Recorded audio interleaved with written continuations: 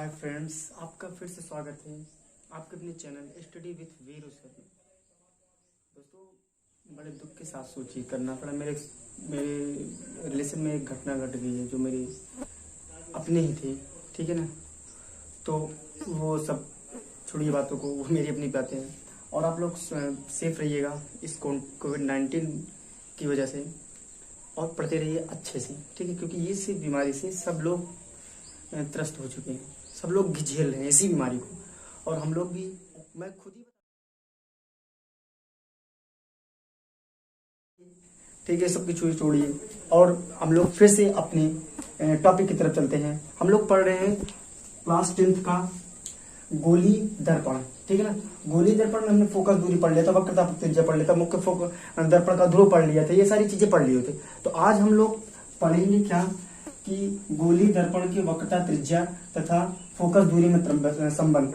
गोली दर्पण की वक्रता त्रिज्या किससे व्यक्त करते थे? सी से, और फोकस दूरी एफ, इन दोनों में क्या संबंध है, यानी फोकस दूरी और वक्रता त्रिज्या में क्या संबंध है। चलिए हम लोग समझते हैं कुछ।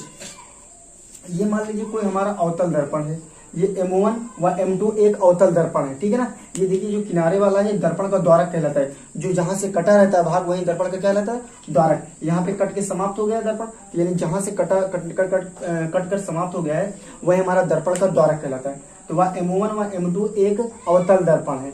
ठीक है ना, जिसका परावर्तक पृष्ठ का जिसका दर्पण का ध्रुव क्या है? P है। ठीक, फोकस दूरी F है और वक्रता त्रिज्या क्या है? C है। इतनी बात समझ में ना। अब देखिए, अवतल दर्पण में मुख्य अक्ष के समांतर आपतित किरणें परावर्तन के पश्चात मुख्य फोकस से होकर जाती है। ठीक है ना, यानी आपतित किरण क्या है? AB, और परावर्तित किरण क्या है? FB या BF है। ठीक है ना, यानी AB आपतित किरण, परावर्तित किरण BF है। ठीक है ना, और ये यहाँ से यहाँ तक क्या हमारा वक्रता केंद्र हुआ, यहाँ से यहाँ तक क्या हुआ? वक्रता केंद्र। चाहे जिधर से गोलाई में घुमाओगे, यानी ये वाली दूरी हमारी क्या होगी? वक्रता केंद्र, यानी ये अभिलंब हुआ। क्या हुआ हमारा? अभिलंब। ठीक है, ये हमारा अभिलंब हुआ ये। ठीक है, अब देखिए हम लोग क्या पढ़ते थे, ऐसे आया ऐसे चला गया। ठीक, यहाँ से परावर्तित होकर के बीच में क्या होता था? अभिलंब। ये अभिलंब, ये जो हमारा CB है, क्या है? CB अभिलंब का कार्य करेगा। किसका कार्य करेगा?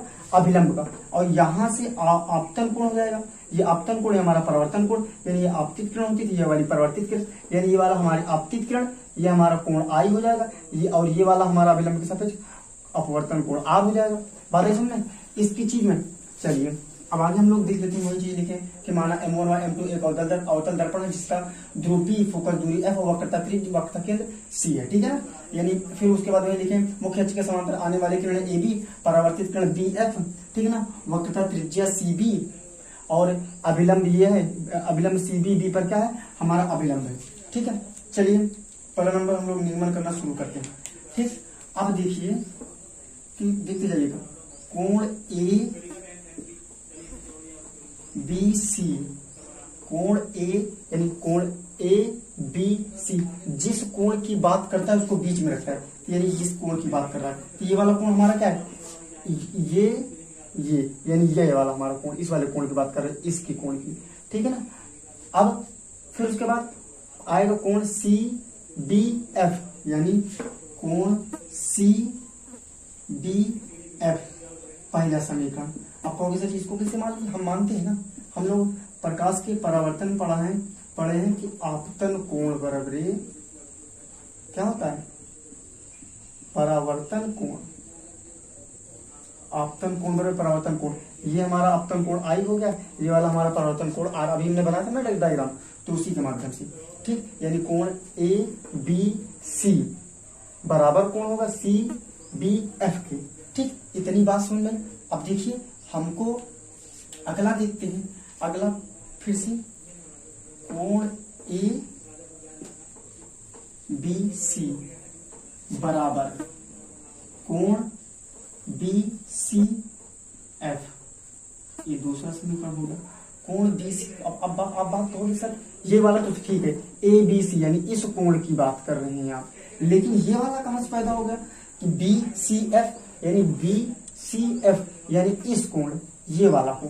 कहोगे सर ये कैसे? तो देखिए आप लोग ऐसे दो रेखा लेते हो। ठीक है, और जब दो रेखा लेते हो, अगर ऐसे कोई रेखा काटती हो तो सीधा बोल देते हो कि ये वाला जब जितना कोण है उतना ये वाला भी कोण है, तो वही बात हुआ ना, जितना ये वाला कोण होगा उतना ये वाली कोण होगा, क्योंकि ये वाली रेखा और ये वाली रेखा एक समांतर रेखाएं हैं। बात आ सुनना, ये वाली रेखा और ये वाला, यानी ये वाला कोण और ये वाला कोण हमारा बराबर कोण है, यानी समांतर कोण के नियम से या समांतर लिख सकते हो ऐसे, ठीक है ना। इतनी बात हमको समझ आई। अब हम लोग इस समीकरण 2, समीकरण 1 और समीकरण 2 से, समीकरण 1 और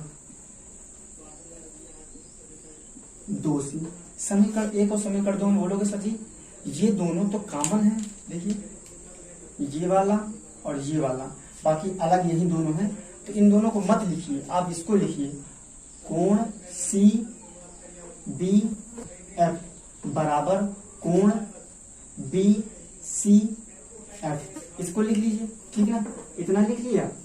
अब देखिए यहां तक किसी को कोई दिक्कत नहीं है ना, इसमें किसी को कोई दिक्कत नहीं है। चलिए अब हमको एक त्रिभुज यहां पर दिया होगा, आपको दिखाई दे रहा होगा त्रिभुज, ये वाला त्रिभुज, कौन सा त्रिभुज, त्रिभुज यहां पे ऐसे कर लीजिएगा ताकि अलग रहे इससे, त्रिभुज सी बी एफ में, देख लीजिए त्रिभुज सी बी एफ में, सी बी एफ में आपको क्या बराबर लग रहा है, आपको त्रिभुज सी बी एफ में क्या बराबर लग रहा है बताइए। त्रिभुज सी बी एफ में सी बी एफ कोण सी बी एफ और बी सी एफ, क्या कोण सी बी एफ और कोण बी सी एफ, यह कोण आपको बराबर कर लग रहा होगा, ठीक है ना। देखिए कौन सा कोण बी यानी सी बी एफ, ये वाला कोण, बात है सुनना, ये वाला कोण इस वाले कोण का भी हमने बराबर किया था। अब हमारा हो जाएगा, चूंकि सी एफ बराबरी क्या हो जाएगा यहाँ पे, चूंकि सी एफ बराबरी बी एफ, सी एफ यानी सी एफ कहाँ है, ये है सी एफ, ये वाला है सी एफ, यही है सी एफ, सी एफ बराबर बी एफ यानी इस वाले के बराबर हो जाएगा, यानी ये जो इतना है ये इतने के बराबर होगा, ठीक, यानी सी एफ बराबर बी एफ के होगा। इतनी बात है इसमें। अब देख लेते हैं, ये दर्पण का धारक छोटा, अगर इसको और छोटा कर दिया यानी यम और यम को एकदम इसको सुकोड़ दिया जाए तो जो ये बी होगा पी के नजदीक आ जाएगा, ठीक। आप ही अगर इसको इतना छोटा सा बना दीजिए, इतना छोटा सा, तो क्या होगा, अगर आप ऐसे बनाओगे तो जो ये बी वाला रहेगा यहाँ पी के नजदीक रहेगा, मिलेगा, एकदम छोटा सा कर दो, अगर दर्पण का धारक छोटा कर दो तो जो बी है वो पी के नजदीक हो जाएगा। तो हम लोग लिख लेते हैं इसी के नीचे, ठीक,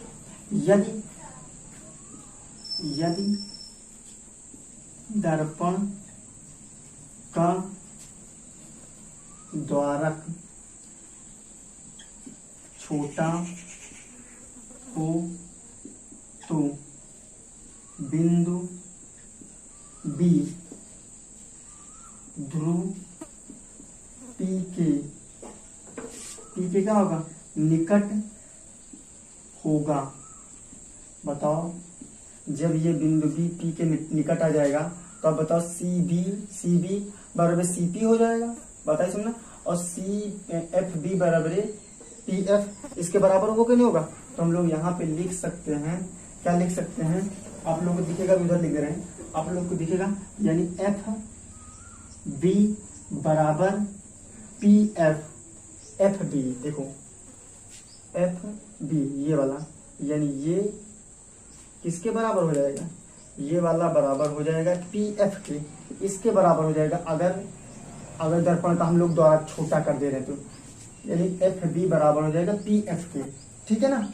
अब सी पी बराबर है, सी पी बराबर हमारा हो जाएगा पी एफ, यानी यहाँ पे सी पी बराबर पी एफ, ये भी ध्यान दीजिए, सी पी कहाँ पे है, तो ये है सी पी किसके बराबर हो जाएगा, सी और पी एफ के, ठीक है ना, सी एफ बराबर हो जाएगा, यहाँ पे ध्यान नहीं दिए थे हम, सी एफ यानी ये इसके बराबर, यानी जितनी दूरी ये वाली है उतनी दूरी यहीं से ये वाली भी, यानी सी एफ बराबर पी एफ। देखो क्या क्या बराबर हो गया, ये वाले इसके बराबर होगा, ये वाला इसके बराबर हो गया, ये वाला इसके बराबर होगा। तो हम लोग लिख सकते हैं, क्या लिख सकते हैं कि सी एफ बराबरी पी एफ बराबरी एफ बी इतनी तीनों चीजें लिख सकते हैं ना, लिख सकते हैं, यानी और बड़ा लिख दे रहे हैं कि सी एफ बराबर पी एफ बराबर एफ बी, ये तीनों चीजें लिख सकते हैं हम लोग, इतना लिख सकते हैं। अब बताइए आप लोग कि अगर हम लोग इस दूरी और इस दूरी को जोड़ दें तो इस दूरी के बराबर हो जाएगा, यानी C F plus P F, यानी पी एफ ये किसके बराबर, इस वाली दूरी के बराबर हो जाएगा, यानी सी पी के। ठीक है, अब देखो जब ये वाला बराबर है, यानी सी एफ देखो यहाँ पे बराबर है ना, सी एफ बराबर पी एफ बराबर, तो जब तीनों बराबर है तो कोई हम एक नाम दे सकते हैं इसको, यानी ये भी पी एफ मान लो और ये भी पी एफ मान लो। ठीक, ये सी पी, तो इसको 2pf कर देंगे, 2pf बराबर सी पी। अब पी एफ क्या है, फोकस दूरी, फोकस दूरी को यफ से व्यक्त करते हैं, यफ हो गया यफ, और सी पी क्या है हमारी वक्रता त्रिज्या, वक्रता त्रिज्या को आर से व्यक्त करते हैं, तो क्या हो जाएगा, हम लोग लिख सकते हैं F is equal to R by 2, R बटे 2, यही हमारा होता है, यह बराबर आर बटे 2, या इसी को लोग कर सकते हो कि आर बराबर 2f या आर बराबर 2f। ठीक है, जो ये वाला है, इतनी बात सुन में, यहाँ पे आपको नहीं सुनना है क्या कि जो यहाँ पे सी एफ बराबर पी एफ हो सकता है, अगर चंदन जितना बड़ा चंदन है उतना बड़ा राम है तो कह सकते हो चंदन और राम दोनों बराबर है, तो दोनों को क्या कर सकते हैं, दोनों को बराबर है तो दोनों को लिख सकते हो एक ही जगह पे ना।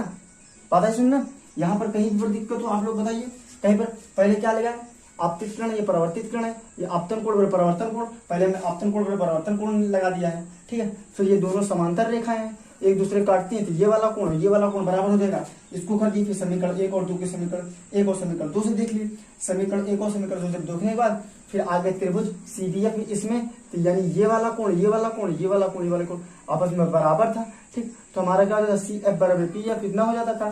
ठीक, फिर उसके बाद अगर दर्पण का द्वारक छोटा होता था, जब छोटा होता था तो ये जो बिंदु बी है यहाँ पी के नजदीक रहेगा, जब पी के नजदीक रहेगा तो ये वाला दूरी और ये वाली दूरी क्या होगी, बराबर होगी। ठीक है ना, और ये वाली दूरी और ये वाली दूरी भी क्या होगी, आपस में बराबर होगी।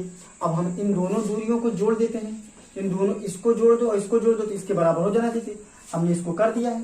ठीक, फिर ये वाली दूरी जब इसके बराबर है तो हम चाहे ये वाली लिखें चाहे ये वाली 2 बार लिख देते हैं, तो पी एफ लिख दिए बराबर सी पी हो गया। अब पी एफ को किससे व्यक्त करते थे, पी एफ हमारा क्या है, पी एफ हमारा फोकस दूरी है, यफ है, यफ लिख दिए, और यहाँ से यहाँ तक को वक्रता की त्रिज्या है, वक्रता त्रिज्या किससे व्यक्त करते थे, आर से व्यक्त करते थे, तो हमारा यही सिद्ध होके आ गया है। ठीक है, उम्मीद करता हूँ कि आप लोग को ये समझ में आया होगा। पर्सनली इसी वीडियो के लिए हम इसी के लिए बताया कि कोई भी पूछे गोलीय दर्पण के वक्रता त्रिज्या तथा फोकस दूरी में संबंध, तो आप लोग निगमन कर लीजिए, ये आप लोग को 4-5 नंबर देके जाता है विदाउट डाउट। और कहीं पर भी इस वाले निगमन में दिक्कत हो तो हमें बताइएगा। ओके, बहुत बहुत धन्यवाद आपका देखने के लिए, थैंक यू।